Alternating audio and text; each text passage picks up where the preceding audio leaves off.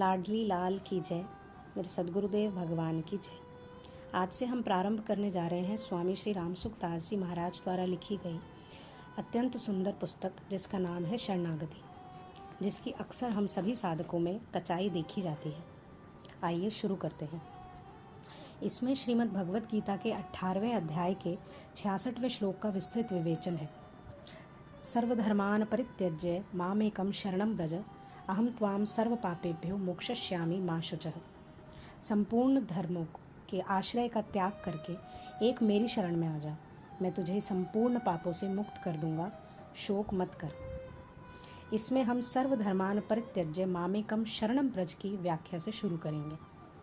भगवान कहते हैं कि संपूर्ण धर्मों का आश्रय, धर्मों के निर्णय का विचार छोड़कर, अर्थात क्या करना है और क्या नहीं करना है, इसको छोड़कर केवल एक मेरी ही शरण में आ जा। स्वयं भगवान के शरणागत हो जाना ये संपूर्ण साधनों का सार है। इसमें शरणागत भक्त को अपने लिए कुछ भी करना शेष नहीं रहता।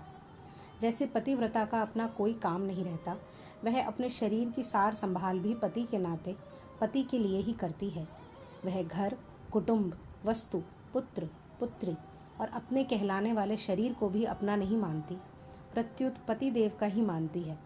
तात्पर्य यह हुआ कि जिस प्रकार पतिव्रता पति के परायण होकर पति के गोत्र में ही अपना गोत्र मिला देती है और पति के ही घर पर रहती है, उसी प्रकार शरणागत भक्त भी शरीर को लेकर माने जाने वाले गोत्र, जाति, नाम आदि को भगवान के चरणों में समर्पित करके निश्चिंत, निर्भय, निःशोक और निःशंक हो जाता है। अब यहाँ यह प्रश्न आता है कि सर्वधर्मान परित्यज्य पद से क्या धर्म अर्थात कर्तव्य कर्म का स्वरूप से त्याग माना जाए? इसका उत्तर यह है कि धर्म स्वरूप से त्याग करना ना तो गीता के अनुसार ठीक है और ना यहाँ के प्रसंग के अनुसार ही ठीक है, क्योंकि भगवान की यह बात सुनकर अर्जुन ने कर्तव्य कर्म का त्याग नहीं किया है, प्रत्युत करिष्य वचनम तव कहकर भगवान की आज्ञा के अनुसार कर्तव्य कर्म का पालन करना स्वीकार किया है। केवल स्वीकार ही नहीं किया, प्रत्युत अपने शास्त्र धर्म के अनुसार युद्ध भी किया। अतः उपयुक्त पद में धर्म अर्थात कर्तव्य का त्याग करने की बात नहीं है। भगवान भी कर्तव्य के त्याग की बात कैसे कह सकते हैं? भगवान ने इसी अध्याय के 6 श्लोक में कहा है कि यज्ञ, दान, तप और अपने अपने वर्ण आश्रमों के जो कर्तव्य हैं उनका कभी त्याग नहीं करना चाहिए, प्रत्युत उन्हें जरूर करना चाहिए। तीसरे अध्याय में तो भगवान ने कर्तव्य कर्म को ना छोड़ने के लिए प्रकरण का प्रकरण ही कहा है। तीसरे अध्याय के 4 श्लोक में कहा है कि कर्मों को त्यागने से ना तो निष्कर्मता की प्राप्ति होती है और ना सिद्धि ही होती है। 5वें श्लोक में कहा है कि कोई भी मनुष्य किसी भी अवस्था में क्षण मात्र भी कर्म किए बिना नहीं रह सकता। 6 में कहा है कि जो बाहर से कर्मों को त्याग कर भीतर से विषयों का चिंतन करता है वह मिथ्याचारी है। 7वें में कहा है कि जो मन इंद्रियों को वश में करके कर्तव्य कर्म करता है वही श्रेष्ठ है। 8वें में कर्म किए बिना शरीर का निर्वाह भी नहीं होता, इस वास्ते कर्म करना चाहिए। 9वें में कहा है कर्मणा बध्यते जंतु, इस बंधन के भय से भी कर्मों का त्याग करना उचित नहीं है, क्योंकि केवल कर्तव्य पालन के लिए कर्म करना बंधन कारक नहीं है, प्रत्युत कर्तव्य कर्म की परंपरा सुरक्षित रखने के सिवाय अपने लिए कुछ भी कर्म करना ही बंधन कारक है। 10वें श्लोक में कहा है कि ब्रह्मा जी ने कर्तव्य व्यसहित प्रजा की रचना करके कहा कि इस कर्तव्य कर्म से ही तुम लोगों की वृद्धि होगी और यही कर्तव्य कर्म तुम लोगों को कर्तव्य सामग्री देने वाला होगा।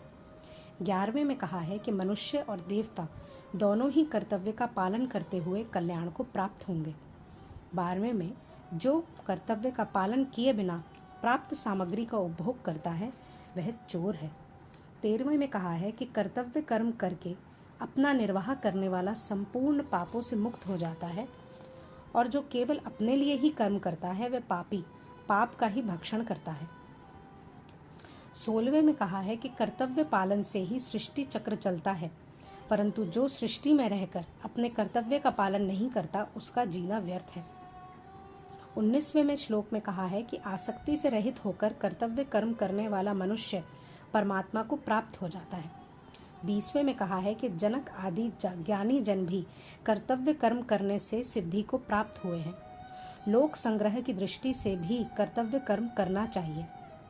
23वें और 24वें श्लोक में कहा है कि भगवान अपना उदाहरण देते हुए कहते हैं कि अगर मैं सावधान रहकर कर्तव्य कर्म ना करूं तो मैं वर्ण संकरता का उत्पादक और लोकों का नाश करने वाला बनूं।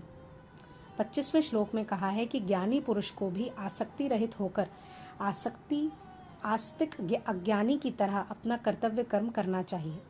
26वें में कहा है कि ज्ञानी को चाहिए कि वह अज्ञानियों में बुद्धि भेद पैदा ना करके कर्तव्य का अच्छी तरह से पालन करते हुए उनसे भी वैसे ही कराए। इस प्रकार तीसरे अध्याय में भगवान ने कर्तव्य कर्मों का पालन करने में बड़ा जोर दिया है। गीता का पूरा अध्ययन करने से यह मालूम होता है कि मनुष्य को किसी भी हालत में कर्तव्य कर्म का त्याग नहीं करना चाहिए। अर्जुन तो युद्ध रूप कर्तव्य कर्म छोड़कर भिक्षा मांगना श्रेष्ठ समझते थे, परंतु भगवान ने इसका निषेध किया। इससे भी यही सिद्ध होता है कि यहाँ स्वरूप से धर्मों का त्याग नहीं है। अब विचार यह करना है कि यहाँ संपूर्ण धर्मों के त्याग से क्या लेना चाहिए। गीता के अनुसार संपूर्ण धर्मों यानी कर्मों को भगवान के अर्पित करना ही सर्वश्रेष्ठ धर्म है। इसमें संपूर्ण धर्मों के आश्रय का त्याग करना और केवल भगवान का आश्रय लेना, दोनों बातें सिद्ध हो जाती हैं। धर्म का आश्रय लेने वाले बार बार जन्म मरण को प्राप्त होते हैं। इस वास्ते धर्म का आश्रय त्याग कर भगवान का ही आश्रय लेने पर फिर अपने धर्म का निर्णय करने की जरूरत नहीं रहती। आगे अर्जुन के जीवन में ऐसा ही हुआ भी है। अर्जुन का कर्ण के साथ युद्ध हो रहा था। इसी बीच कर्ण के रथ का चक्का पृथ्वी में धंस गया। कर्ण रथ से नीचे उतरकर रथ के चक्के को निकालने का उद्योग करने लगा और अर्जुन से बोला कि जब तक मैं यह चक्का निकाल ना लूं तब तक तुम ठहर जाओ, क्योंकि तुम रथ पर हो और मैं रथ से रहित हूं और दूसरे कार्य में लगा हुआ हूं। ऐसे समय रथी को उचित है कि उस पर बाण ना छोड़े।